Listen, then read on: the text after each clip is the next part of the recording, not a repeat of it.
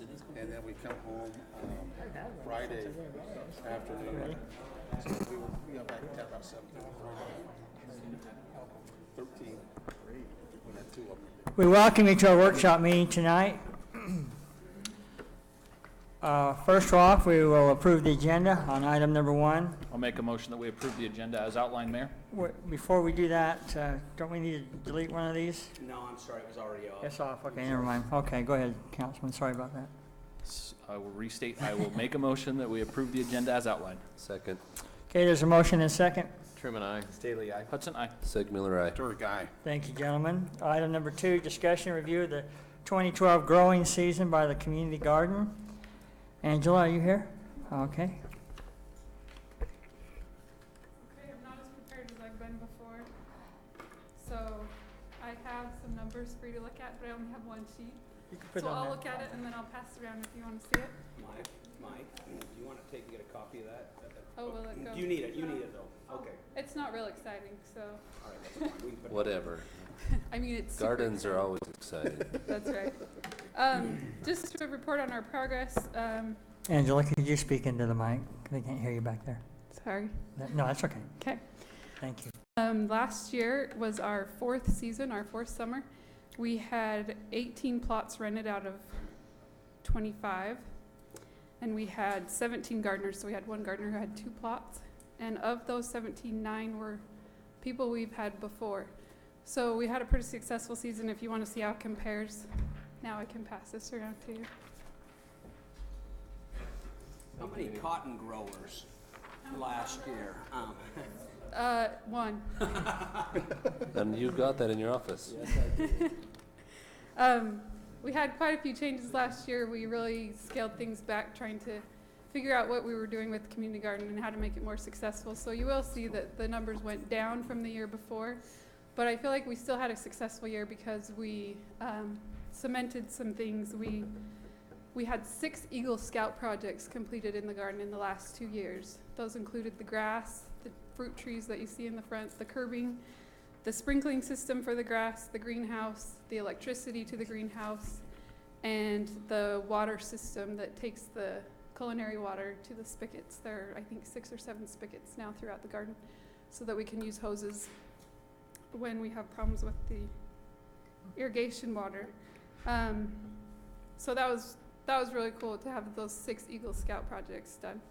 Another thing that was pretty exciting was we started the Junior Master Gardening Program. That's through the Utah State, well, it's through all extension agencies.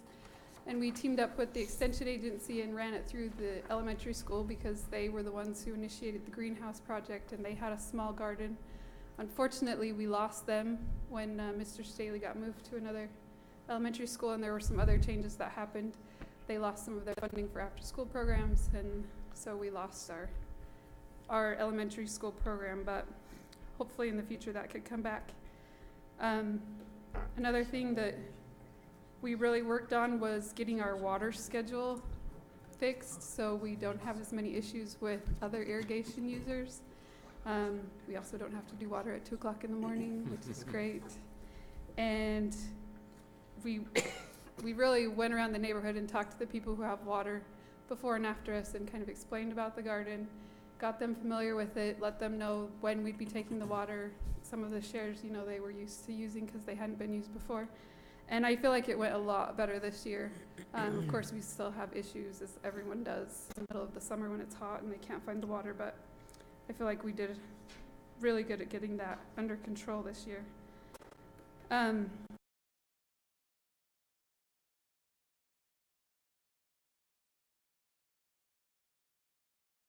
Elderly, that's not the word I want to use. Retired. 5 community at the garden. But we had 2 or 3 who went on missions, some who had family issues and just couldn't devote the time. And then, of course, there's always health issues. We lose a lot of our every year we get 5 or 6 young families who come start at the garden and just don't understand the time commitment that a garden takes, and so we lose some of those every year. So anyway, that's my report on the garden. I also need to report, Mr. Carter asked me if I was ready for another season, and I will not be returning this season. So we have set up a committee of gardeners, and they will be taking over the garden. For some of the reasons I mentioned before, they are 55 and older, and there are some health concerns. We don't have a strong workforce at the garden. So while they can do a lot of the organization and a lot of the behind the scenes stuff, the community garden requires a lot of hard work, physical hard work. And so for that reason, we've been looking into ways that we could maybe hire someone. I know Councilman Segmiller has talked to you about hiring someone through the city, and that wasn't exactly the best idea, I guess, or the most accepted idea. So I've been talking to Kimberly, and she suggested maybe having a contracted employee. Because the garden is receiving the recycling money, we do have funds set aside that we could use some of that money for a contracted employee, which would make a huge difference at the garden. And I don't know if that's something that needs to be approved by the council, or if we just go ahead and go forward with that. But that is one way we would like to use the recycling money, is to pay someone who could help with the hard physical labor that the gardeners aren't able to do at the garden. So Has that money just kind of been use it or lose it in the past, or has it been? Well, if you making it remember, through? initially we earmarked that money to the parks, and then a year ago, or maybe it's been 2 years, I I can't think remember. we've gotten it for 2 years Okay. now. Then we earmarked it to the garden, and so basically what happens is, again, you know how our funding works, it comes in under a miscellaneous revenue, and it just gets budgeted into the garden area. But yeah, it's a use it or lose it situation. What type of physical labor are you talking about per se? Because as I understand, isn't part of the responsibility of the gardeners the weeding and that type of thing if they're gonna garden there? Right, but if you look So- at, we have the capability of having over 50 plots. I mean, that lot is huge. And when we water, because we use the irrigation water, most of it has to get watered, whether someone's gardening in that plot or not. So we've got plots that are empty, So growing it's more weeds. maintaining the empty spaces there, The type empty thing. spaces, and then things like when we can't find the water, it's nice to have someone who knows the system and can go around and find it. And sometimes that takes, you know, if we have people who it's hard for them to bend over and they have to get down in those holes, Yeah. we don't want to be responsible for somebody's heart attack. The reason I was asking, one of the thoughts that I had here is I work with our youth city council, and of course, that's one of the thoughts that pops into my head, is possibly utilizing, we have a great group of young people that are obviously looking to give to our community. And so, it may be something I can approach them with and see if they may have a desire to be involved there. I certainly could see possibly if we allowed them to even plant some of that and cultivate a garden that would be given to Dixie Care and Share, or to a food bank, or to members of our community type thing, it certainly may benefit them Oh, as part yeah. of that as well too, and so may put that under cultivation. You know, Jerry comes to our meetings quite a bit. He's a good example. He's real energetic, likes gardening, but he's got a back problem. So bending down and even turning the valve is difficult for him to do.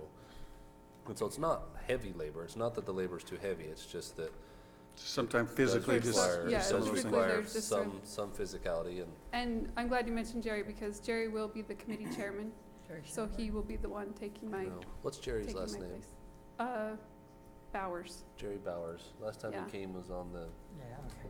He's- zone change. Don't we have a key that we can get, one of those keys that you can use to turn? We it on? do have one of those, but they don't work on every gate. Yeah. Go to, Some are go to wheel- some are 57 hand South, wheel. 100 East, and in the garage there on the left-hand side, there's 8 different types of keys. We can come find the one we And need. his name's Ferd Nielsen, and he won't care if you borrow it. yeah, till you get in his garage and you find out he doesn't care. I'm wondering if he took Yeah. mine. But if you would like, I certainly can approach our youth council and ask them if that's something that they would like to be involved with, and if they would, I certainly could get them in touch with you. That would be great. I And could see that could be a great benefit to them and to the community, and so they may be willing to do that. I can talk with them. one thing that to mention to them if they want to get involved is that if they do want to do like a plot for the care and share or something like that, you know, that would be at least a weekly commitment. And one of the problems that we've had is, you know, people have come, one thing that we changed this last year was we did not have any community plots like we've done in the past, where we did donate to the care and share, or people who were involved could take what they wanted and then the rest went to the care and share. And we did away with those because you just get in the middle of summer and everyone Can't goes keep on up with vacation, and then there's 2 of us trying to take care of this. Yeah. And being huge weekly garden. may be a little more than they want to tackle too, I don't know. Right. I know that they meet on a bi-monthly basis, so my thought was at least part of those meetings could be, a portion of that could be, so they're every other week. Yeah. But maybe what I could do is arrange for a time and have you come and visit with them and present some options and I might whatnot. send Jerry instead. Jerry, okay. But yeah, Maybe, that would be great. We would love to get them involved. okay. Any way we can get, especially youth involved at the garden, I think that's a great opportunity for both sides, so. Okay. That would be awesome. I don't have any issues or concerns about a contract employee. I think sometimes with these type of situations, it might be helpful to have somebody that can give a little bit of stronger back. Sure. So the resources are there. We've assigned them to the community garden. If that's what they need to make it work, I don't have heartburn over it. I think it's Especially sometimes when that 2 in the morning water turn volunteerism is a little well, difficult. it's just like, you know, the nice part that Angela's been great at is she's been the point of contact, and if you have a Correct. contract employee, maybe that's the point of contact. Yeah, and that would be the main purpose for them, is that if there is something that goes wrong, there's somebody who can be contacted who would Understands have that. the tools and have the understanding to take care Sure. of it, exactly. So, that's all I have, if anyone has any other questions.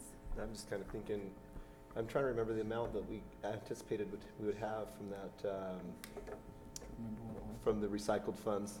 Is that 6? 6 or 7 was somewhere on there, is Seems what I like had that. in mind. Yeah, I think that's what it was Is last year. that enough to have a contracted employee, if that's the direction that? We just use it until it's, are you using any of the, I'm sure that you would need to still use, because you're already using a portion someplace else, so we would just need to determine from your budget How much it how would- much you could set aside for a contracted, and then we just contract them till it's Right, done. and we've kind of, we've tried to be really frugal, and another thing we've tried to do is not put a whole lot over there, because we know that it's not permanent per se. And so we've kind of been hoarding our funds to see, you know, we would love to make the garden, I would love to see the garden be just beautiful and immaculate and have flowers and, you know, all of that, but that all takes a lot of work and a lot of money. And so, because we don't feel like we're necessarily in our final resting place, we have not done a whole lot of that. And so we've set aside funds, and we have a little nest egg that we could use to pay someone and to get it to where, you know, maybe we could find other donations, or the city would say, oh, we love the garden, we don't want you to go anywhere. And then the city would want to put some more funds into it. And so for now, we would be fine to take care of that contracted employee, maybe for the next 2 or 3 years, through the recycling money and through our rental plot revenues, so. So Councilman Segmiller, now would not be a good time to ask Angela if she ever has an alternative location for a garden, right? Ask away, she's here. I hear that you're the one that told me that at some future point, there might be other lands that the city could. Well, and I'm not sure, but of course, the future dates come closer and closer, and the council will be presented at some point with the need to add some facilities, and so would be just presented with the choice of going out and purchasing other land, or. Right. So, And I've kind of come to the conclusion that maybe, although I love this location and I think it's great to have it right here next to the city building and right in the heart of downtown Washington City, it may not be the best place for a community garden as far as the gardeners are concerned. Because while it's close for me, a lot of our other gardeners are coming from other areas. And so for the sake of the garden, it may be in its best interest to move somewhere else closer to maybe a 55 and older community, or an HOA where you can't have a garden or something like that. And so while I would love to see it stay where it is, I could understand if it needed to move. I don't think that was the initial purpose for the city buying that land either, was it? there. Well, I mean, I think the city's had that for a long, long time, so. No, Well, but it's better I than just a think it's dust good to lot, keep, right? just keep in the back of our mind, and so if we can think, even as a council, of places, especially with your ideas on that, that maybe we need to keep thinking of that, because it will come a time when we'll have to make some decisions with regard to lands. And if it comes to the point of either lose it or move it, I would much rather see it get moved than just thrown by the wayside, because while we may not be affecting 500 members of the community, we are affecting the community, and I would hate to lose that. Well, we all believe that it's an important part of our past, of our history here in Washington. You know, it's fun to see that garden right there in Garden City, and so it's fun to see it. And so I think it's something that we're all supportive of. We just hopefully we can keep it Yes. right there. That's right. Thanks, Angela. Thank you, Angela, very much. Thank you. Thank you for all your efforts. Item 3, update from the Boiling Springs say that for me, will you? Ecosium. Ecosium and Desert Preserve. By the way, I added that to my computer dictionary, so it doesn't underline it anymore. That's like a real word. Almost. Thanks for having us here this evening. It's great to see all of you again and to talk about the progress of your project. You should have received a little update that we sent this afternoon. Hopefully this addresses a few of the questions that you guys had from the last time that we met, specifically regarding our projected budgets and some of the discussion back and forth with regards to the parking lots and the city's obligations where that is concerned. These are obviously kind of our best guesses at where we see our projections as being. These are the numbers that we submitted to the IRS on our 1023 exempt status application. The numbers are based upon speaking with other public gardens and entities that are similar to what we're trying to do, and we think that they're pretty close to where we'll be hitting in terms of where we need to be, particularly with regards to the kind of the minimum numbers of fundraising and those dollars in the door that we will need. What we wanted to accomplish, well, maybe we'll just kind of open up and see if you guys have any questions. I know there's, they're kind of basic and you may need some time to kind of go through those. We'd love to be able to answer questions to the best of our abilities if you need to. But I guess we wanted to open tonight and just talk a little bit about getting a pulse on where you guys are in your decision-making process. We feel like we are more encouraged than ever. We've been really selective in terms of who we've talked to about this project, but the response has frankly been fantastic. And so we're really encouraged, not just in terms of the public support that we see coming forward for this project, but also the opportunities for financial support, which is really exciting. But once again, we're stuck on that development agreement, and so until we have that green light ready to go from the city, we're kind of in a holding pattern, and we'd like to advance the ball down the court a little bit if we can, for sure. I'm going to have Daniel come up and introduce. We've asked a member of our community to speak a little bit tonight about his experience with public gardens in a different venue, and then when he's finished, I'll say a few words, and we'll see if you guys have any questions. Thank you for giving us this opportunity to update you on our progress. I'd like to introduce a dear friend and member of our community, Professor David W. Jones of Dixie State University. And as currently, he is the department chair of the biological sciences at Dixie State University and a professor at Dixie State University also.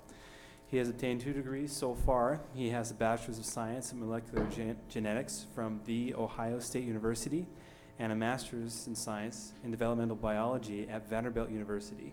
He is currently pursuing his doctorate degree. What I appreciate about the inside of Dr. Jones, well, Professor Jones at the moment, is that he is a member of our community, which is very helpful, but also he comes from another community that has a similar background into what we're trying to pursue and create here at Washington City. And so he has a unique perspective coming from Columbus, Ohio, and he's going to talk a little bit more about his journey going through the impact of Franklin Conservatory in his community. Dr. Dean. Thank you, gentlemen, Your Honor. Thank you for giving me the opportunity. As Daniel said, my family, we transplanted here in 2005 to Washington City, so I'm So I am a citizen. I love this town. We're raising our children here and our family. So we're not uninvested in this particular project or the community. As the chair of the Department of Biological Sciences, I can speak on behalf of the faculty and the students, as well as the opportunities that the Ecosium project could offer Washington City and the growing university opportunities to build more partnerships within the community. Faculty members there are absolutely fascinated by the potential for not just engagement, but for actual research and a myriad of other ideas that we kick around in our faculty meetings. But it's not why I was invited. As Daniel said, I actually have some experience, at least as a citizen, with the construction and the opening of a conservatory. Before we moved here, my family's in Ohio, and we lived in just south of Columbus, Ohio, but we were part of the Columbus community. And in 1992, the city of Columbus, in celebration of the 500-year anniversary of the sailing of Christopher Columbus, had converted a city park. I'll be honest, it's in a rough neighborhood downtown. As a part of this, and in the park, they built the Franklin Park Conservatory. It's hard to describe, and I assure you this is all very much anecdotal, but the city of Columbus at that time was sort of without an identity. It wasn't an industrial city as with Cleveland or Cincinnati, but it was definitely experiencing the Rust Belt aspect of the area. The introduction of the conservatory and these associated projects that occurred afterwards as a consequence of the conservatory, quite frankly, changed the nature of the city.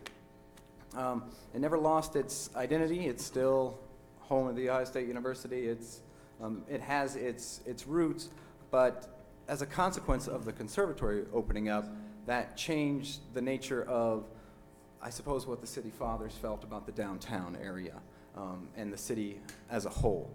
Since that time, more development has occurred, has increased green space within the community, and quite frankly, it has turned the central portion of the city into a much more livable and more progressive area. With that, different companies moved in from other parts of the country into the downtown for the purpose that it's a growing city. And unlike its sister cities in Ohio, as I'm sure you're all aware, Toledo, Cleveland, Cincinnati, and Youngstown, Columbus is the only city in the state and one of the few in the region that are actually growing economically as a part of the new generation and the new perspectives and worldviews that are being introduced. Now, of course, is there a direct correlation? Probably not, but there's definitely an association. And you can mark the year 1992 and the opening of the conservatory as a change in the overall feel of the city itself. Well, thank you for the opportunity to speak. Thank you. Yes, sir. I'm looking at that online. That conservatory is, yeah. Thank you so much for Professor Jones for being here. We really appreciate it. And appreciate your perspective not only on education, but as a citizen who watched a city go through that type of a transformation. And I guess as I've thought a lot about this over the last few weeks, it's been 3 months since we met with you guys last time. And it seems like it's amazing that it's been that long, but it's not. So once again, we got to keep this thing moving forward. I think a lot about where our town has been, the roots that we have. We had the opportunity this past week to meet with the Historical Society, and I am not over-exaggerating when I say it literally brought me to tears to just sit there in that room with these wonderful people saying the Pledge of Allegiance and doing so much to preserve what Washington is about. And what drives me with this project almost as much as the fun and exciting aspects is that it really gives us an opportunity to reach that hand back and hold the hands of our ancestors and reach another hand forward and show something that's really futuristic and cutting edge. I absolutely love that about this project. And I thought a lot about what do we want Washington to be known for.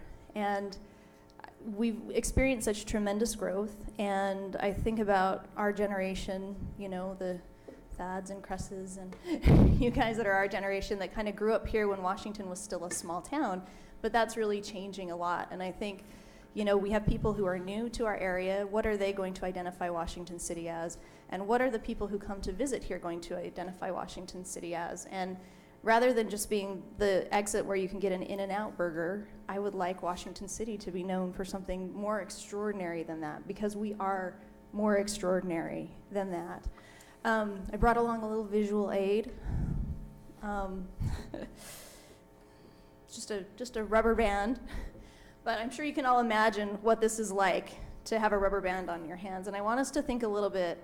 My top hand here represents vision, what we want to achieve, and my bottom hand here represents where we currently are, our current reality. And a lot of times, living in tension is an uncomfortable place for people to be. And the only way to resolve this tension is either to raise our vision up or to lower our vision down. And the other thing that's kind of cool, if you can imagine this rubber band being on your hands, is that it's not just tension, there's actually energy here. And I want us to use that energy to propel our vision forward. And as city council members, you guys have been really fantastic about giving us feedback, and we truly appreciate it. I've said it every time, and I truly mean it. The concerns that you raise and the issues that you may have with this project, we need to hear those kinds of things. But I hope that you will take an equal amount of time in not just thinking of the problems and the obstacles that we'll face, but I hope that each one of you guys will take the time to research the benefits to our community and really embrace that vision. Because if we move forward with this development agreement, we want to do so in partnership. We want you guys to balance inquiry with advocacy, and we want you to be on our team in promoting this. So that's really all that I have to say. I don't know if you guys have anything else to add to that, but if there are any questions that we can help you understand at this time, we'd love to do so. We did just get our last rendition today from our attorneys back of the latest revision on the development agreement, and I'm sure Roger and Jeff and our people will be going through that. But we'd love to hear your thoughts and your input and all that. I haven't had a chance to go through the information you sent us today, but I have, after our last meeting, you were nice enough to give me a copy of that presentation that you shared with us at that meeting, and I've shared it with probably more people than I should have. But I think I can say most of it by heart now. I've watched it so many times, but it's one of those things that excites me about things. The project excites me. It has me excited. You saying you informed the competitors? No, no competitors. But I shared it with people that I know. Because I believe that it will do exactly what you're talking about with our downtown. It's that historical side of it that will help us revitalize our downtown to a certain extent. We've had some discussions recently about it. These are the types of projects we want to see, things we want to have happen. And as far as anything I can do, let me know. Thank you. Anybody else? Let me just talk a little process. We'd initially sent back some initial red lines from our perspective, and then Mr. Entz, their attorney, has had the chance to kind of review those, and they've come back with those either incorporated or some additional red lines. I mean, all of you know how that process works, so I don't need to explain that. And so what we want to do is really get that to the point where we feel that we want to bring it back to the council, and I'm not thinking that's going to be many drafts down the road where the council can then get the opportunity to kind of sift through it and say, you know, it was just some kind of obvious staff and other issues that we were trying to work through a little bit on that. Are the fundamental principles still the same as I remember, and it's been 3 months, we were talking about certain fundraising levels, and the city would be committed to a certain level. If not, then we can't go forward with it. Right. Those figures still stay the same. It seemed like, I remember, they seemed pretty big figures, 10 million or something like that would have to be raised. Not at a certain initially. point. The first 18 months, I believe we were at 1.2, 1.5, something like that. In fact, I don't think that was even the first 18 months. I think that was, I don't have it right. That's the second timeline, is 1.5 million. Once again, I guess I just can't emphasize it enough, is that we really feel that those funds are here. We've been given some really good direction as to where we can look for those funding. One of the concerns I guess we'll have initially is that we've submitted our 1038 application to the IRS. That's what grants us our exemption status, which means that when people donate money, they get to write that off on their taxes. And there are a lot of grants that are subject to obtaining that exemption status. The IRS, being the wonderful entity that it is, that can take anywhere from 3 months to 18 months just to get that back. So in that meantime, we've got a little bit of a gap. We've got some exciting strategies together for crowdfunding. There are also some grants that don't require the exemption status. Those are some things we really need to flesh out. But I know that you guys need to see the horsepower from us if we're really able to pull this off, but we got to get that we got to get that done so that we can really do that. I mean, the more we meet and the more we talk, we feel like we're just holding back this enormous tide and wave of support, and we're really excited to move forward and prove what we can do. So anyway, I guess we'll just continue to work with Jeff and Roger in getting that to where, do you think that maybe in a month's time, do you think that maybe by next month we'd be able to have something that we could present to the council that they could? Well, yeah, Are you saying that Matt has sent something back? just today. Oh, okay. Yeah, I certainly think the last month's been a little kabobbled for us, but, and I've still got some calls to return that you had Sure. sent to me Yeah, that's from Ogden and that, and they're on my list, and so, Okay. yeah, I think The that's a document- fair. The document itself to a great extent, is there, and it follows the pattern that from what we've worked with before, and I think probably several of these council members have also worked before, so from that standpoint, that's not much of an issue, I don't think. It's a matter of really focusing down to where we Yeah. have the specific council. Yeah, my issues were Issues just, was you to know, get there. we knew what the council wanted, and it was just like, well, I'm not reading that in here, so how about this language? You know, the council knows how. Right. Kind of that So work back and are we at the point where the agreement, once approved by legal, will be signed, or does it still need to come back to us for? Oh, no, it's gonna come to you. As a matter of fact, it's gonna come to you well before we're gonna ask you for a signature. That'd be That's great. That's what I. We're asked just for. would like working to see through, it. what we're If just you working guys through could actually right just now. sign something tonight, and then we'll. Kidding. No, what we've just been Usually working doesn't through work. is, again, just trying to incorporate from a language standpoint what the council's wishes were, and then we wanna get it to you, so that you can go through and just say, okay, that does make sense with what we say, or no, that doesn't make sense with what we say, and this is the changes we'd like to see. We're really wordsmithing it, at this point, as you know. So we feel like by our second meeting in March, we should be able to have that to us. Yeah, let's say that. We can do it. Let's say that. Okay. I mean, we don't second want to meeting be in March. irritating, but I don't mind being a little pushy, so, you know. That's all right. There's been a Second lot of meeting in people that March, can be right, Jeff? irritating. Mr. Starkey? That's not gonna bother us. All right, good. In the meantime, if you do, in going through these numbers, if you have any questions, please get in touch with us. We want to answer your questions and make sure that we have those things resolved so that we can move forward. Nikki, are you in any danger of losing any potential funding? Not necessarily. before I mean, like, March? if we could have gotten something together by the end of the year, we probably could have put some things before the state legislature. There's some avenues there. We'll definitely be on the docket for next year. But, you know, we're learning as we go. But there are some things like that. I mean, again, I don't want to say there's an expiration date on this, but I do want to say that, you know, we have devoted a significant amount of our time, our personal resources, our business resources in order to make this happen. And we just can't continue to just limp along, you know, and have it drag out for 6 months or 7 months. It just makes it really difficult. And if we want to jump on a lot of these opportunities, we want to strike while the iron is hot. And while it's a new and exciting idea, people are so excited about it. It's just really fantastic. So anyway, thank you again, gentlemen. I Thank really, you. truly appreciate you, and be in touch. Thanks. Thanks. Look forward to seeing you again. Absolutely. Okay, item 4, consideration to reestablish the Washington City Historic Preservation Commission. Councilman Staley. All right. Thank you, Mayor.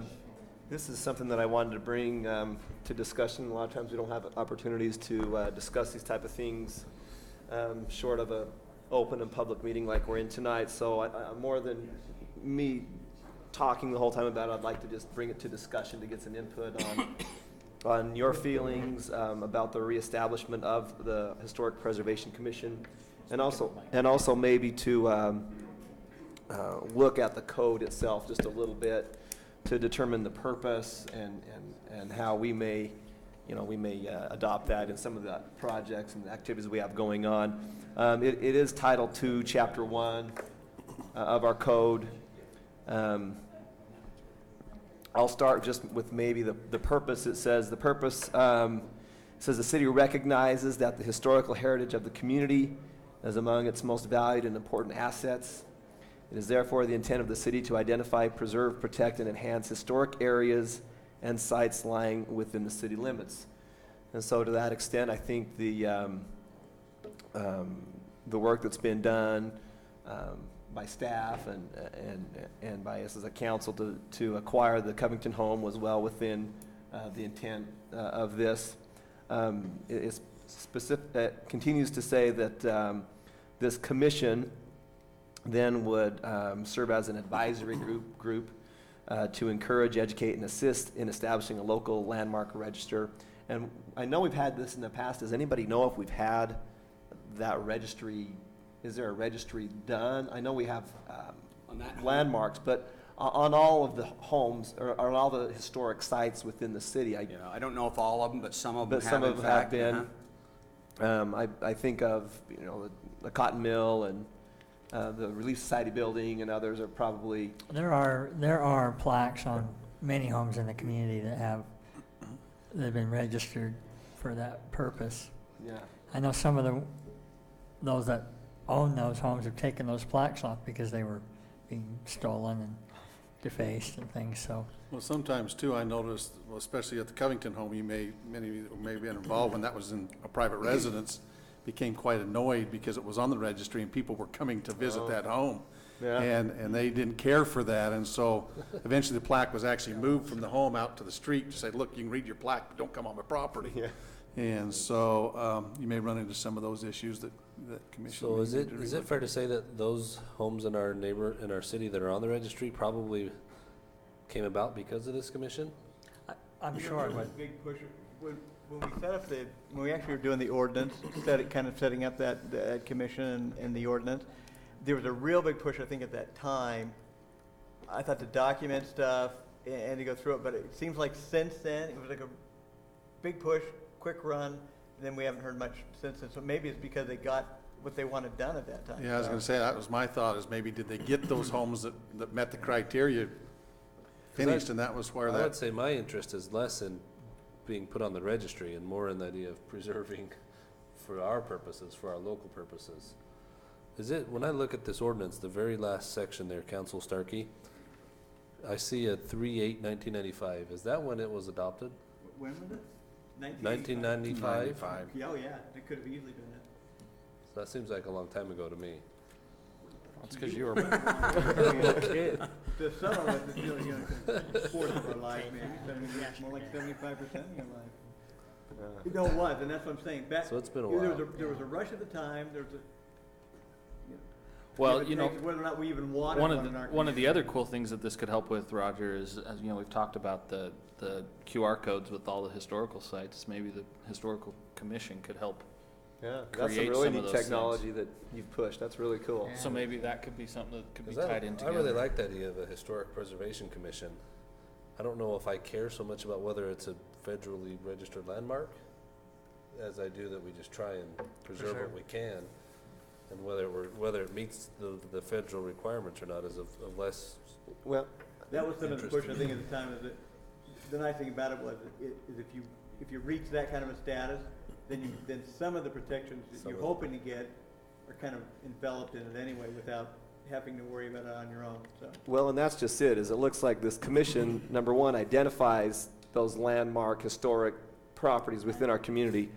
But secondly, it also serves as an advisory committee to advise staff and council and others involved in the proper rehabilitation of projects, of properties. And so I would specifically think that this could be very helpful with the restoration project we have currently undertaking with the Covington home. The establishment of it is, Mayor, you would appoint the committee as outlined in the code. It's a group of 5 appointed members for not less than 2 years. They would prefer to have 2 of those members be of a professional background, archaeology, architecture, history, so if possible, to bring that expertise there. And then again, they would survey and inventory the historic sites within the community, It sounds like a lot have already been put on the national registry. I can think of some that we may have missed over the years that would have been nice to have preserved. But then again, as it says in 2-1-3, the duties would be to provide advice and information. So as things go forward, I could see this group being similar to the Planning Commission, to where they become the experts in this historical type projects, and then they would be able to advise and counsel on that. Then the What would last thing, yeah, go ahead. No. I just was, when you, what would the interaction be? I guess I'm not real familiar with what our historical society, what they are doing now, and what the interaction would be with them, or would they work with them, or would they supersede them? Well, we have a historical society that's private, but I'm not sure exactly what the relationship would be. I just know that in our code, it says that we're supposed to have a historical preservation committee. So whether this commission is made up of members of that historical society or other members who have an interest and an expertise and the time to fulfill those duties, I think with an undertaking as large as the Cummington Home, I think it behooves us, because specifically if you look at the code 2-1-6, it lines out the standards of rehabilitation, and that way we're going by the standards that are laid out. And I'm not going to bore you with the reading, but that last section lays out, A through J, the specific manner in which things ought to be done. Now, I wouldn't question,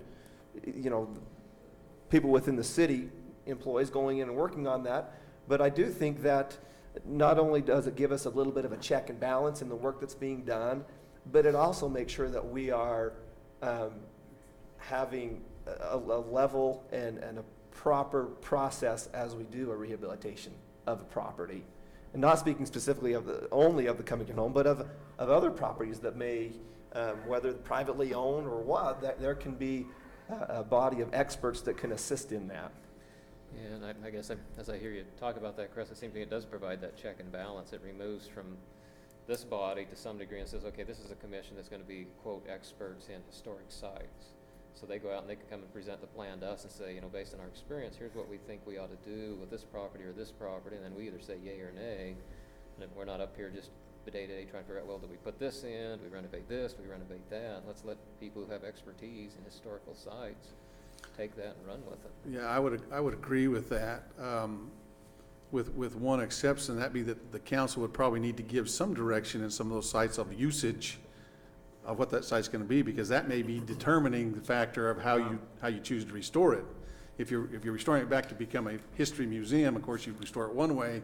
If you're going to have it a functional site as part of your community to where citizens are going to be involved, and you're going to have shows or art shows or different things involved there, of course your restoration is going to be different than that. And so obviously you're going to have some input from the council as to looking forward and saying, look, this is the use we foresee of that building. Now you help us, how do we restore it? And do it while maintaining the historical character and original nature of the property. So you're absolutely right. We do have to determine, if we're talking about this specific project, what is the ultimate end use here? Correct. And then rehabilitate to preserve based on that. Yeah, and I think they could actually provide advice on what would be the proper use or good use for it. Certainly. They've got the pulse of the community, and we've talked to the community people and say, how do you want to see these things used? Correct.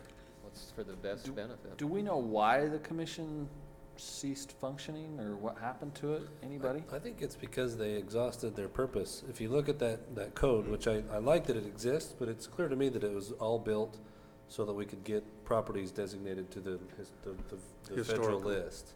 Okay. So I think they probably just decided they designated everything that needed to be designated. I think we're now at a stage where it's not so much about getting stuff designated as it is actually engaging, and it's kind of like what we're going through at the Cummington Home. We knew a house that we'd always liked and wanted to preserve, never could acquire it. The opportunity came along, we acquired it, and now we're here trying to say, well, now what do we do with it? Mm-hmm. And so I think we're more in that phase of, now what do we do, right? And that code to me says this is just the process of getting them designated to the federal list. And so it almost looks like they maybe just finished their job. Yeah, I'm not so sure, but part of the intent was at first was that some citizens were just really excited about jumping in and taking more than just a designation position on it. They wanted to be able to come in and say, well, let's designate some spots, and then let's say what they can do there, what they can't do there, how they can do it, and how they can't do it. And again, you had the natural pull on the other side, said, well, unless it's the cities or unless it's somebody publicly owned, you have no say, you should have no say in it.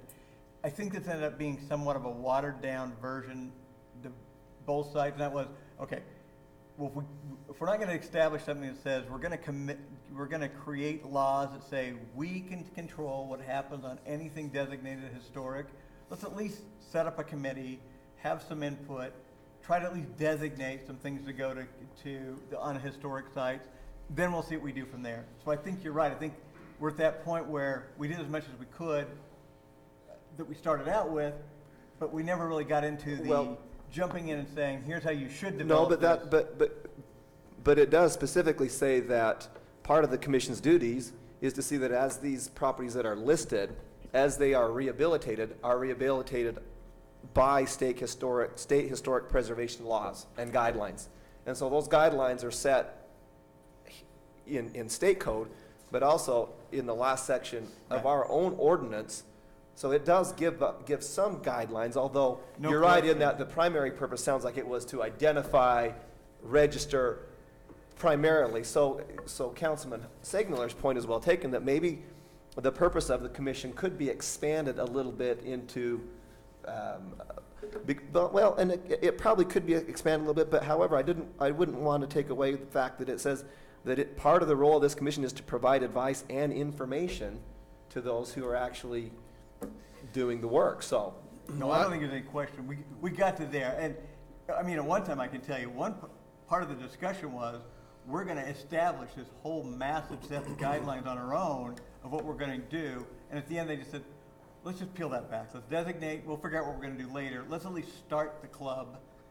Kind of have an idea that at least we'll be bound. We'll look at state and federal law to go from it, and then let's go from there. And now we're there. I think we're there at that point. So when we have places like Covington, we ought to have a group that can now start giving advice. And I don't think we want to get too caught up on what the language now states. Obviously, it's existing code, but as the body, we can say, okay, now we're at this point, let's add these added powers to the commission, whatever we need to do to make it. Well, and I see it beyond just the Covington home, because you've got the museum down there that obviously is going to take some restoration here before too long. That's a good point. And certainly, if you can find somebody with those expertise to help bring that to fruition, I certainly can see some functionality there to it.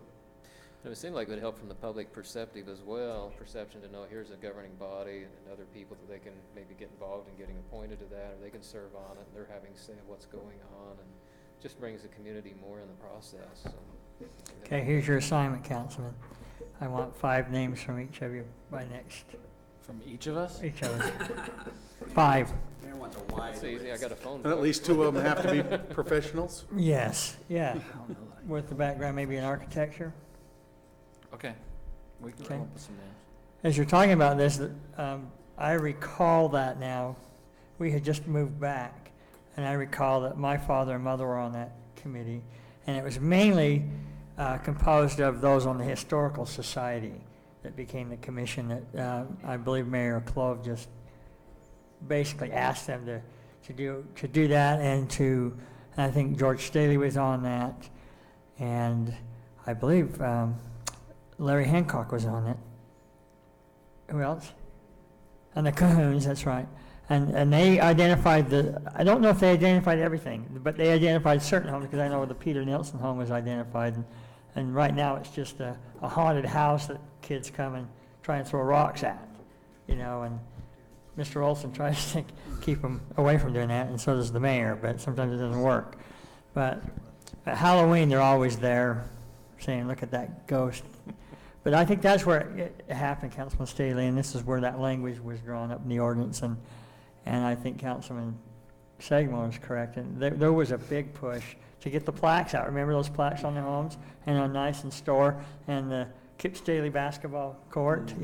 That's where that all came from, and I think we got done, and well, I think life went on. Purpose, One of the things that and of course I don't know anything about this historic preservation because it truly predated me, but I will tell you that probably one of the reasons that maybe there wasn't a need is we had a mayor who, Mayor Clove, was real. who, as you know, that was really his passion, is the historical preservation, and he really kind of left his mark a lot on that. Okay, did. So I'm just looking down through 2-1-3, the duties.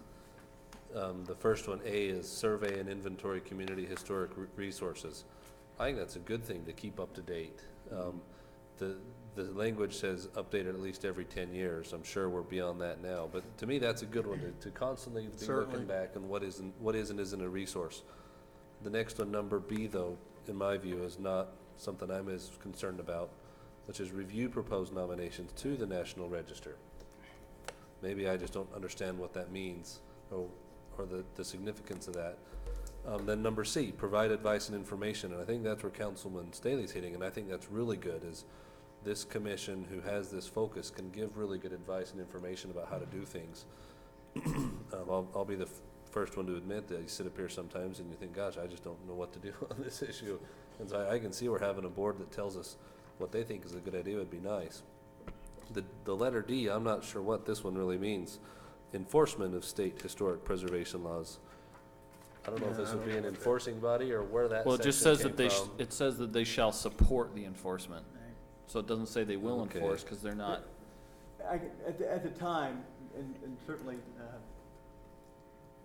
Priscilla Cahoon was really intimately She involved enforced in a that few period. laws. Well, no, but I think there's a very big push to just jump in with a really big set of overlying ordinances, including these. I think what ended up being said, we'll support enforcing them. We're not going to jump into we're not here just to regulate everybody's land back then, as opposed to just saying, well, let's just put some in there that shows that we believe in them anyway and would like to support them. Yeah, and I'm uncomfortable saying that we're now gonna go regulate private owners of these I types of am too. sites. I'm Well, not and sure I- I support it to that extent. Right. But I think that as a public body in a city that's fortunate to have this type of heritage, I think we also have an obligation to do what we can. And I would think establishing a commission that can give us good advice on that is a good idea.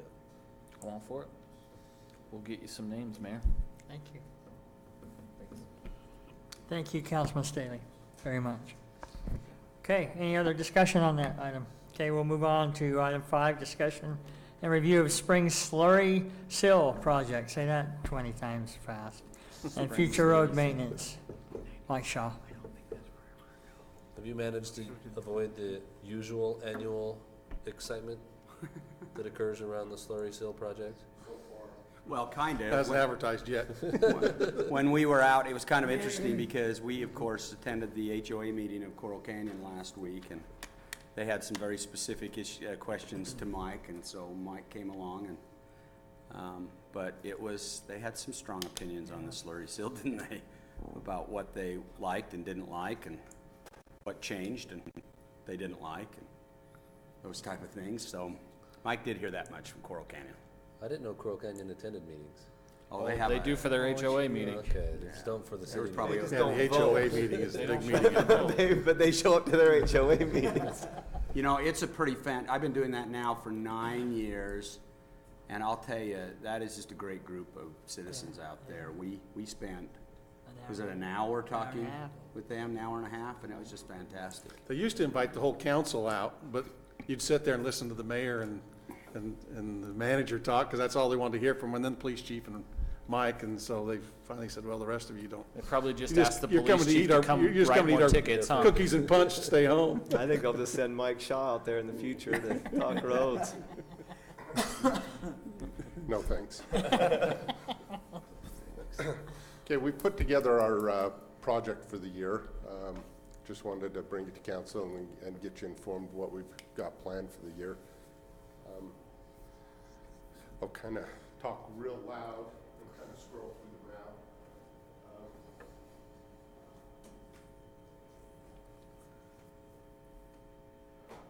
So we have the Highland Park area of Coral Canyon, which would be this area through here. It's- So up on top of the ridge. And we have one little piece down within Coral Canyon within their, I think that's part of what they call the Coral Canyon Fairway. Is that the one they brought up the other day? No. That's the Burke Springs area, wasn't it? Yes. And then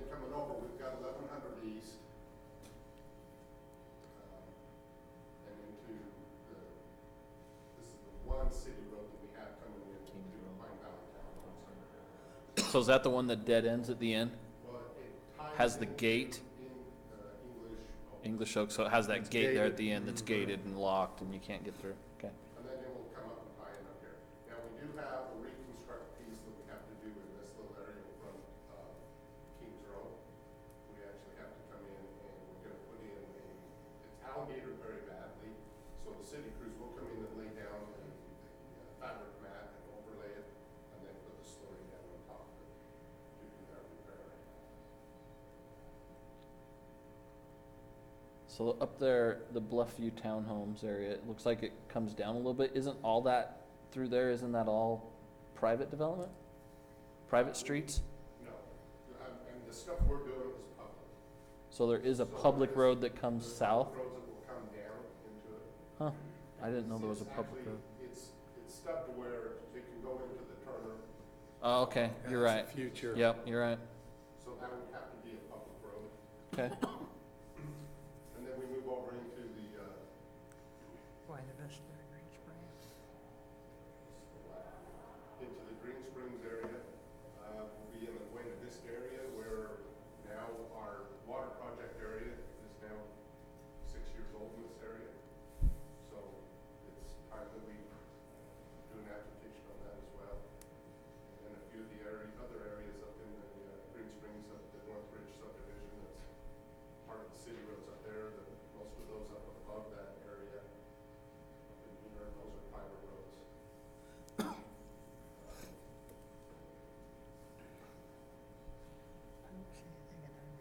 And out in the fields, our big one is we need to do Washington Field Road, Washington Dam Road. Those are also at a 6-year mark. One thing that we have been able to do this year is we have hit into our 6-year. Last year, we were doing 7-year roads. We got it into our 6 years. Pretty much everything that's 7 years old has been done. So we're making a dent in it So Washington Dam, it'll go all the way down to Washington Dam? to 1900 east, I believe. I saw them out there getting ready to start staging and stuff from Yeah, the, we're out Parkway. practicing right now, getting prepared for it. So it's 1900 east is what it will go to. okay. And then as we hit south, we've got these few developments that, out the fields that we'll be doing. So, Councilman Truman's neighborhood here will be catching. Yeah, there've been a lot of crack sealing out there in the last month, it looks like, spider webs.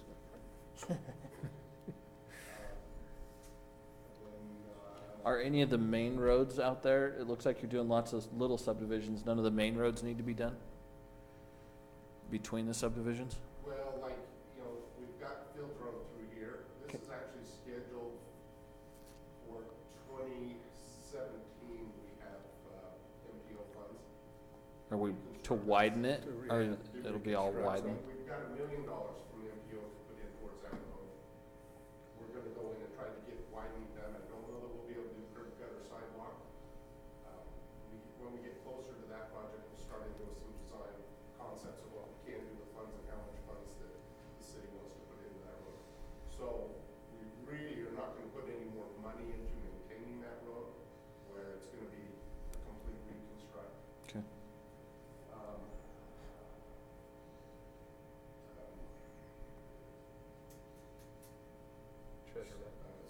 Stonehenge.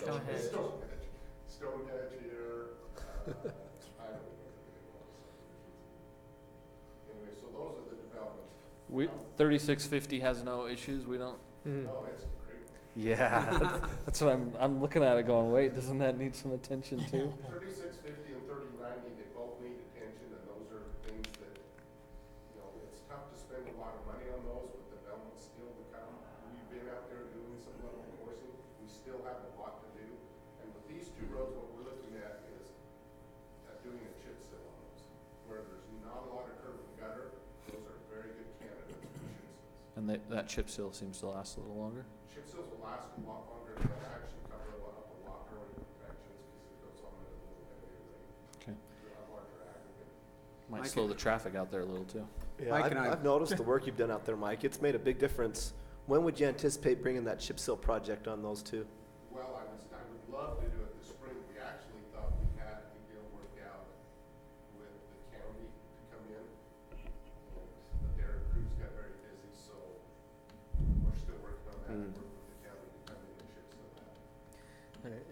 Are you getting any cooperation from St. George on their portion of those roads? None at all? No, and actually, yes and no. Even St. George had offered to help us out with Chitson's because they do their own Chitson. Yeah, that might be the best way to look at it, because then if you could do the whole section, it's all the same thing and it looks uniform. 3,000 east, this road up through here, that's in St. George City. Right. And we earmarked some money from the MPO towards work on that road. Some widening, reconstruction of that road as well. Are they gonna straighten it around that toe of that hill? A little bit. Originally, they were going to make it go right through. Yeah, they were gonna cut the whole toll out off until they hit the substation. Substation, the cost of it, they're going to leave it, but they're gonna try to smooth out the radius.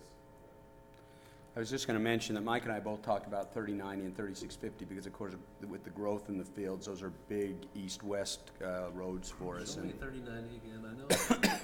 that's on the, right there. It says you come out of That's the real Majestic bad one Views. there. Yeah. Okay, That's the one where we had, just roller recently, if coaster you've been ride. through there, we had a water line, St. George had a water line break in there, and, yeah, it was, they didn't feel the, Is that where they had just the tractor sitting in the middle of the road forever? mhm. And Mike was on the phone several times with them, because it really shouldn't have taken that long, but I would hope. it was would. outside their jurisdiction, so, well. But I was just gonna mention that with respect to, that Mike and I have had some discussion with regards to development. Mike referred to development and how we want to get development to help that. If we see that development around those roads are not pulsing through like they should, then we've talked about such things as creating or connection agreements and other things where we can go, because we got a sewer line? Water line, a big water line that's gonna go down 3090. Right here on, when, I think it's their third phase, they have to lay a 12-inch water line all the way through here. So to go in and rebuild that road and have a 12-inch water line come in and tear the road back up. But like Roger said, we could do a development agreement where we could come in, lay the water line now, reconstruct the road. And they just, when they connect, they have to pay, it's called a connectors That agreement. concerns tearing that road up, because it's been torn up a million times. But Well, once we rebuild it, yeah. Yeah, I don't want And there's many water lines in here. The St. George has a large water line that runs in here. That's what the leak was on, that runs over to their pump station over here. And it's 30 inches. You know, the other thought that I have is,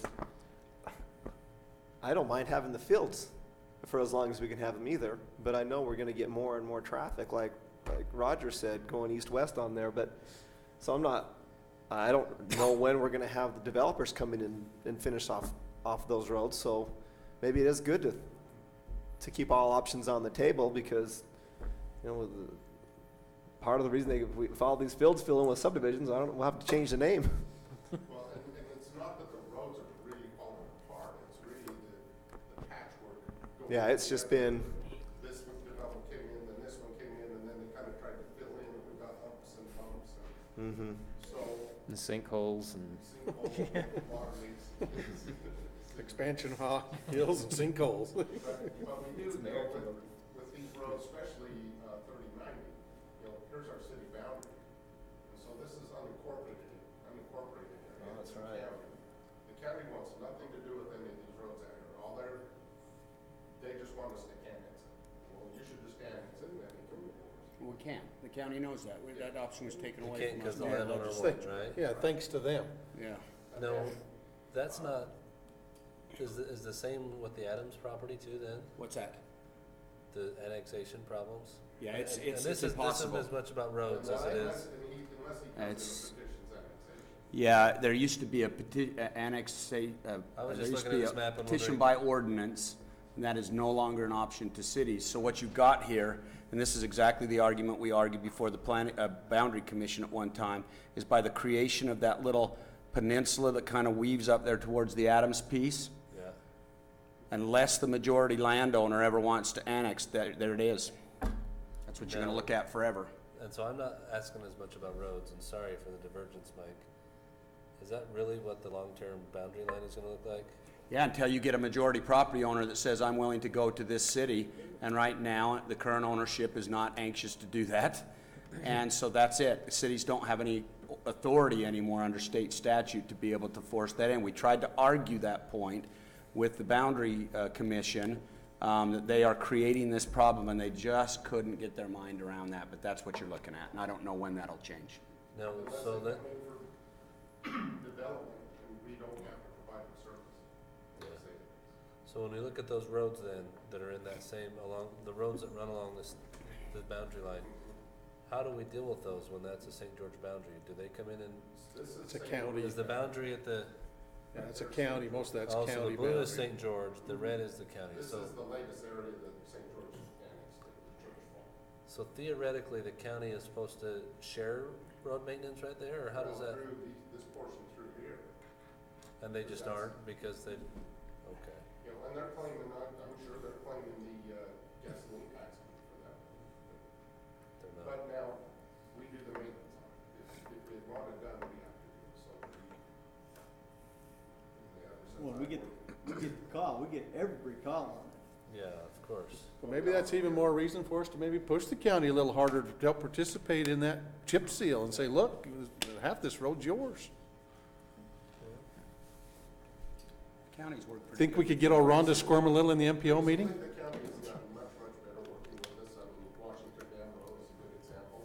We tied to the Southern Parkway. You know, we had a joint project Yeah. out there where we hauled the buildings off of the gorge up there. It was mainly their trucks, their grader, we put 3 trucks on it in maybe 4 days. Yeah. Well, it may be just a matter of discussion with Ron and say, look, we've got a concern here. Maybe you and I can hit him up the next meeting and just see what he has to say. And I think we can get them as soon as their crews are available to come and chip for us. I mean, we'll come in and do it.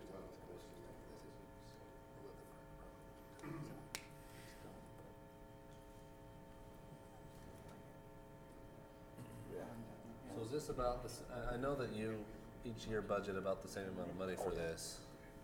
And so this is about the same amount of roads as we did last year. Actually, this is more. We did add some. This is more square footage. We added some funds. We're probably close to 100,000 square feet or square yards more. Oh, wow. It's a very large project. We're 444,274 square yards, so we're just short of 4 million square feet. It's a large project. So was that Buena Vista on the west, or is that Red Hills Parkway? No, Red Hills Parkway. So that'll be Red Hills Parkway, that frontage there, just until in front of there, in front of Andrus Trucking, basically, Correct, to our city boundary. to the boundary. So is it all type 2? Yes. Now, we went out, I should say we, Bronson Bundy went out with Mark Owens from Landmark Testing. They went and drove every single road.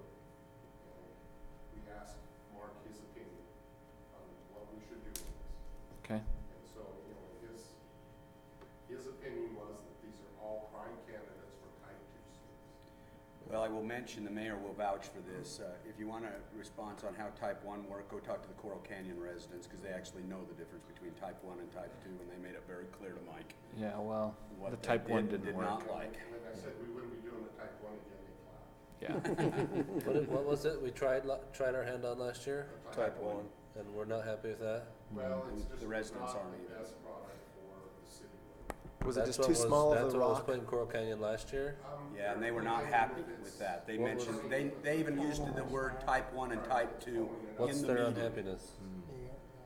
So it isn't, Like a little more because it's a smoother product. so it isn't adhering out there. You say it is pulling up? Well, they said just the turning movements, and normally that'll happen within 2 to 3 weeks after you lay it down. And depending on the It's temperature. temperature, yeah, I could understand that. They're claiming that it's still doing it now in the winter time. Are we seeing that? I have not, I haven't had any complaints on that, so. Just them saying that in their meeting? Well, I do need to go up and actually. Yeah, I'd like to know whether that is indeed the case, because, to be honest with you, and I think you shared a little bit with us, the application process, that type 1 last year is our contractor seemed to have a difficult time laying it to start with. There were several problems that we had last year. Number one, the contractors, Intermountain Slurry, they're a good contractor, and they've done many projects for us. But their crew that they brought in was a brand new crew. Only one person that worked previously laying the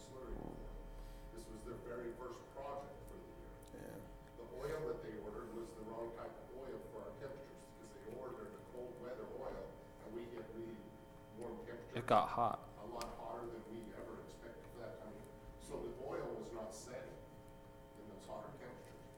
So we had a lot of problems with the oil not setting. And they started in Coral Canyon, which was the worst place to start. And so, yeah, it was just one thing after another on that project. Isn't that like starting in Winter Haven? Well, I would like some feedback back out, especially, you know, if it is coming up with some of those things. Obviously, that's something we need to know, because that was part of why we went type 1 last year, is to see what type of wear was going to give us, what we were going to get out of it, whether it was worthy of certain applications. And We don't feel like there's any of these roads that need to have that high density mineral bond. Well, I've tried to stay as neutral as possible. I have not been out and looked at the roads. I had Bronson Bundy go out and do With the it. engineer, right? Go out with the independent engineer. He does work for us. He also does work for the slurry seal companies, the Holbrook Asphalt, works for them as well. Okay. And then, yeah, you know, I'm just going based off of his opinion. Okay.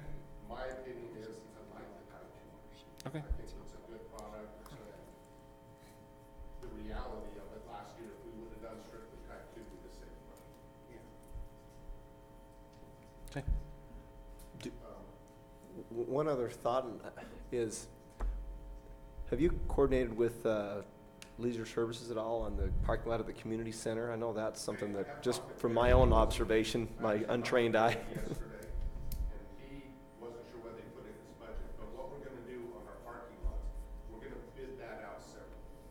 We're not gonna include it in this project, because you don't do a Type 2 in a parking lot. Yeah. You do it a Type 1, and that's what it's designed for.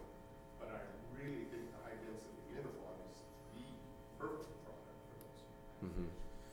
I've talked with Provo City, and that's what they do. They do their parking, they put out 2 bids. One's a slurry seal bid, and one is their parking lots, and they do spec it as a mineral bond bid. That's why they spec Yeah. it.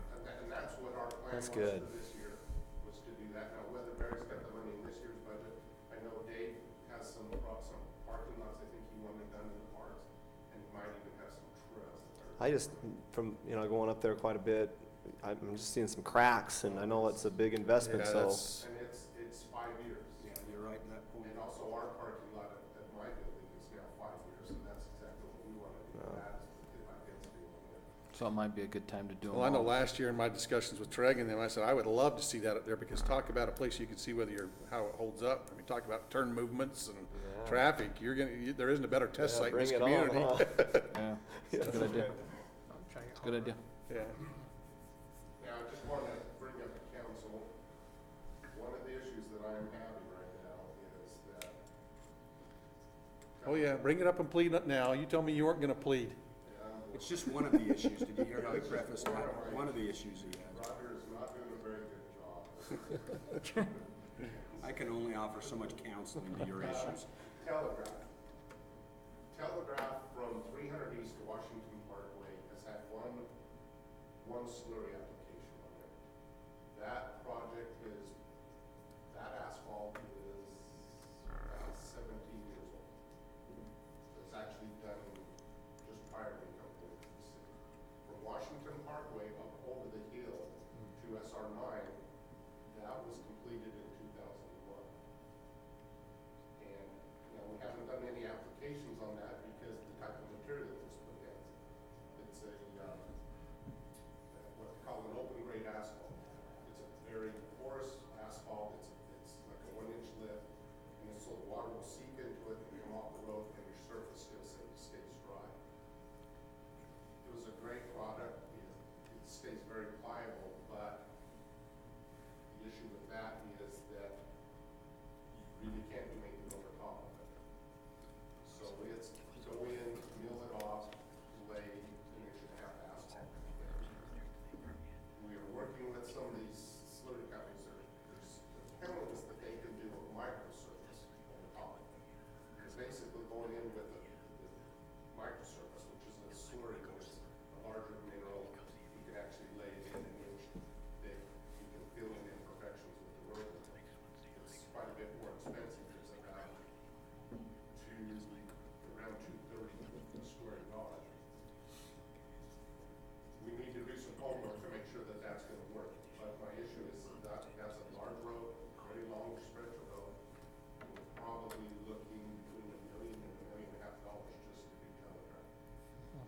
And that would be from 300 east. 300 east to SR. To SR9. Oh. So it's a very, very large project, and what that does is it eats up 2 years of my maintenance budget. You see how big his issues are? That road's in fairly good shape for its age then. It is, and it's the type of material that was laid on it, plus the base that's given. It's got 10 inches of base and 18 inches of subgrade work, so. Oh, really? I seem to remember some kind of. Going up over the hills, humps. I thought I remembered a chip seal or something on there at one time because the rocks and stuff driving up over that hill. Is that not? That's not what's there. Not a chip seal. No, that was a complete reconstruction. Well, most of you should remember. In that. 01? Narrow two-lane road that went up. Oh yeah, it was brutal. That was awesome. That was built back in the day when the road was a lot cheaper. It was fun. What I'll mention with respect to that is, A little boring. the capital budget requests have been turned in now in preparation for budget. And so we're meeting next week on those, because there are gonna be some pretty significant commitments. So we'll be working those over, and of course. Is that the type of? Is that a type of project we can hold some funds this year to hold out for next year? You know, for 2 years down the road. That's really how I have to do it right now. $700,000 that I get annually for maintenance. When I don't use this year, rolls over into next year. Right. And I purposely have to do that, because not only do we pay maintenance out of that, if I've got a road project and I've got a two-lane road, say 3090 south, that asphalt that's existing, I cannot use impact fees on that. Right. That is not impact fee eligible, so that's part of these funds I have to kind of save up so we can do those sections of the roads. And it's really been fortunate because we get not only the fuel tax, which of course everybody gets, but we also get the 0.25% sales tax. And we've been very fortunate that all of that has gone up to Mike's. It's never been used. It's been able to be moved up into the capital budget as well. Hey, Mike, on that telegraph to SR9, I'm just pulling it up on my maps here and just kind of thinking back driving it. There's some sections of that road that look really good. Other sections, as you get closer to SR9, look a little rougher. Okay, when they did telegraph from Washington Parkway to Third East, they also did a section of realigning telegraph at the very top. So from basically Razor Ridge Pond up to SR9, that was part of that project in 07 or 97. Or 96. That was part of that. And then that section from Razor Ridge down to basically that 14th Fairway and Coral Canyon, the first subdivision run telegraph. That section was done at the same time we did up over the hill. But we had a little bit of funds left over on the over the hill project. But Coral Canyon came in and they funded the rebuilding of that little two-lane road through there. Okay, that starts. So it doesn't have the full thickness of asphalt. It does have the subgrade, it does have the base, but it only has 3 inches of asphalt. So from the landfill road up all over top to Washington Parkway, that was completed with federal funds that we acquired. And that is 7 inches of asphalt. Okay, so from landfill to SR9 is really the more urgent section. They're both urgent. I think they're both just as, if you drive up from Washington Parkway, you can see a lot of distress cracks that are showing up. We've got some issue with Eden Clay that's just really got bad this last year. If you go heading towards Coral Canyon in the far right-hand lane, there's 2 big humps in the road. And we're gonna have to go in and actually excavate those out, take them down 10, 15 feet. And fill them back up with non-blue clay material. Yeah, don't bring the guys that. Maybe we can go in like 5 feet and put a collapsing soil on top. There you go. Well, that'll be a fun budget talk we get to have. So. So, yeah, those are just some of the issues we have. But anyway, so with this project, we're gonna actually advertise it tomorrow. What do we anticipate it's going to come in at? Our estimate is $536,472. We didn't do a fall project, right? No, and what we found is, we used to do a fall and a spring project, and what I found is, number one, it's a lot more time consuming for us to bid out 2 projects, more costly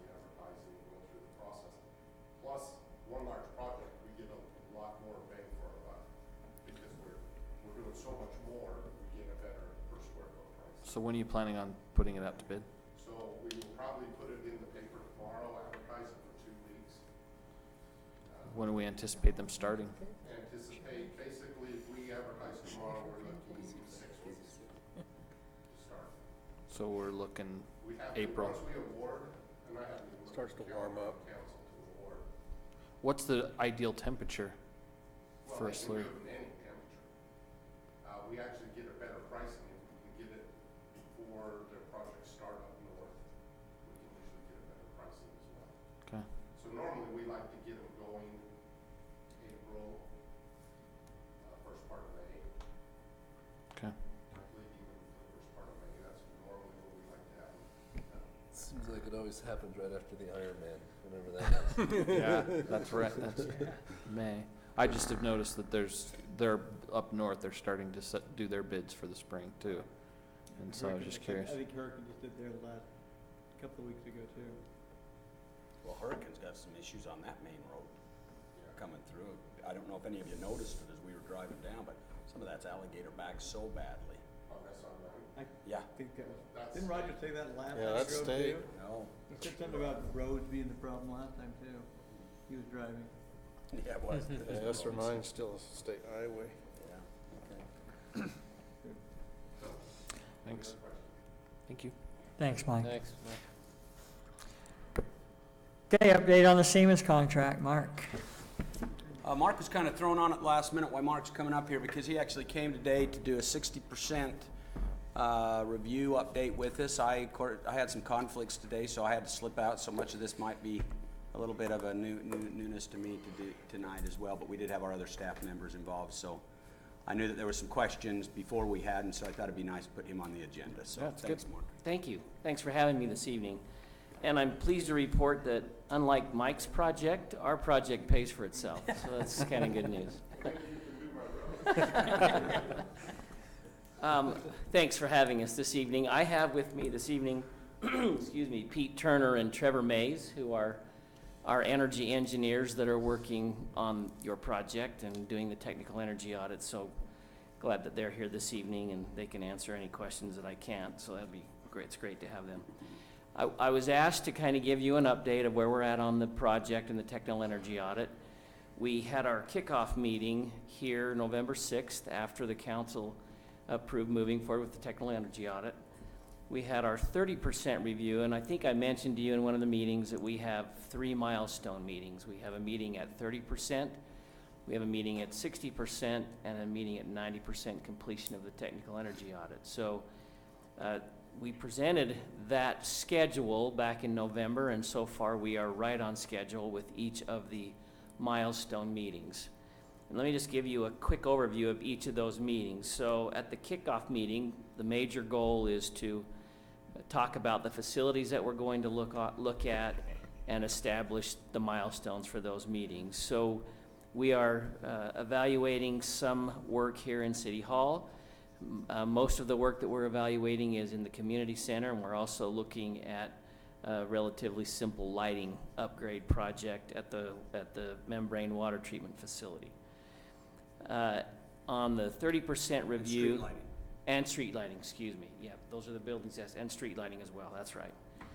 So at the 30% review in January, we talked about those items, and prior to that meeting, Pete and Trevor had done some work in the buildings and done some looking around. We basically identified at that meeting the potential scope. We talked about what we felt like would be valuable to continue to review and what may not be valuable, and so we reached an agreement with staff on that. At the 60% meeting today, we provided a preliminary assessment of those items that we identified at the 30% meeting. Between now and the 90% meeting, which will be held on April the 2nd, we will further define the numbers. So when we come back with the technical energy audit at 90%, we will have some nailed down financial information. So individual costs of each of the measures, paybacks, all the information that would be necessary for the council to to make a determination in terms of the scope of the project. So that's coming up relatively soon. Also, we were asked by Mr. Starkey to provide him with a boilerplate contract, which we have done.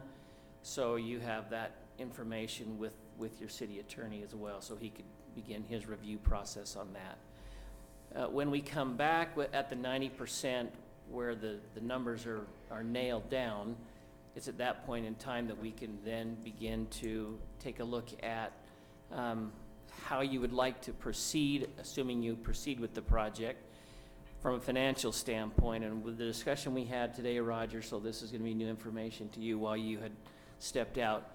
One of the things that we can do, if you ask us to, is at that point in time when we have the numbers, we can go out to the financial community and ask them to provide us with quotes, essentially interest rate quotes and terms on a project of the particular size that we've identified, the term that we've identified, and then they can come back and provide us with information that we can then plug into the final report that will give you numbers that assume those interest rates. Typically, the way that is handled is we certainly invite the city to provide us with the name of lending institutions that you're currently working with. They're always interested in providing information on those quotes because they have a relationship with you. And then we would add some additional lending institutions to that list. When the results of that RFP come back, we would put together basically a spreadsheet that says, here's the institution, here's the interest rate, here's the terms, and allows you a comparison. And from that point, then you can select, again, if you choose to go forward with the project, which lending institution you might want to work with. The reason we like to do that is there's no cost to do that, and if you decide to move forward, then that kind of piece of the work is already complete, and you don't have to spend additional time to look at that. So that's one option. So that's where we're at. Are there any questions for me or the engineers that we can help? Yeah, what are some of the things that you've found that we might benefit from? I mean, I guess that's, not to cut to the chase, but yeah, that's what I'm curious as to, Yeah, did we find things at the community center? Did we Yes. find things in other buildings? Where can we, I mean, is it feasible? Are we to the point where we think that this is gonna make sense? I'm going to let Pete address that question. You bet. Thank you for having us on your agenda today. We have identified what we think is a collection of measures that at this point do appear to create a project within the term length we had talked with the city about. It includes everything from interior lighting, obviously street lighting. There are a significant number of measures over at the community center involving everything from the HVAC system to how they operate the pools to some chemical treatment options. So there's a fairly large selection of measures we've got now. We've identified some issues with the building automation systems, both in this facility and in the community center, and those also present some significant opportunities too. So. You mentioned the term life. What is the term life that you're looking at for that? We were asked to look at about a 15-year term as kind of the outside window. So we kind of at this level where we have budget pricing, or in some cases some harder pricing, and then we're working on the savings calculations, we kind of keep that in mind as a maximum aggregate of all the measures we look at. Some might sit slightly outside, some below, but at an aggregate, they all want to fit within that maximum window. So what you'll see on their term lines, you'll see some that have a 7-year payback, and you'll see all that. So you can say, no, 15 years is too long for us. We're not interested in the 15 years. We're more interested in the 7, 8, 9, 10. You're reading my mind there. This is getting scary. What's that? You're reading my mind. This is getting scary. Well, maybe. So what'll happen is you'll get this list, and when it comes back to the council, and correct me if I'm wrong, but what you'll do is you'll get this list and you'll say, that 15 is pushing us out too far. We're not going to deal with that 15, and so we want to keep it within 12 or 11 or 10, right? Right? That's correct. I mean, okay. You kind of looked at me like I was. Sure, that was rhetorical, but yes, there'll be items on there that you can pick out of that, and that'll obviously reduce cost, but there's also savings associated with that, so you'd have to make a decision on if that made sense, but it is trimmable, but we'll try to present a range of measures that obtaining capital to do some of that work is always the hard part, so having a quicker payback measure to help pay for a longer payback measure is usually one of the features of this type of project. So that's what we try to give a larger. Great. Now, one of the things we talked about too is Kelly and I are going to work with them closely because UAMPS is tied in with APPA and grants. And there's some deed grants with APPA. And as you know, UAMPS has a energy conservation specialist that works with UAMPS, and they've been very successful in securing grants. And we believe that all these projects could qualify for the grants. We certainly know that the street lighting project qualifies. And so we talked today, and we're going to take on the responsibility, Kelly and I, to work with UAMPS to see if we can marry up a little bit some grant applications with UAMPS. And some of those are, I think Kelly said some of them about $170,000 grants. He's seen them as high as $1 million before. Are those grants fully funded or maybe matching dollars or? There'll be some match, but we'll already be there. We'll already be there anyway. So we can bring our match through this funding mechanism. Yeah, so Kelly and I kind of was on the same, so Kelly and I were on the same wavelength there too. So Ron, you're on the same, Councilman Truman, you're on the same wavelength as Kelly too. But we think we think we might have a shot to pick up some grant funds that might help offset some costs. But we're going to work on that. We're going to just coordinate with these guys. We'll work on that. Just a little to add to that, the value of those grants, I mean, clearly they are grants. It's not a loan, it's a grant. So that allows you to leverage the project. Either it allows you to include some additional work in the scope, or it allows you to shorten the time frame. Exactly. So those dollars would be treated the same way we would treat any kind of a capital contribution on the part of the city. So those are all decisions that that you'll have the opportunity to look at and make when we get to the point of the 90%. So just to kind of round that whole conversation out, when we have the 90%, we'll meet with staff. We will ask for staff feedback from that technical energy audit. We'll have a period of time where they'll evaluate that. Then we'll fine tune and do the tweaking to that report prior to it coming to council. When it comes to council, it'll essentially go from 90% to 100% because there's always some fine tuning that happens.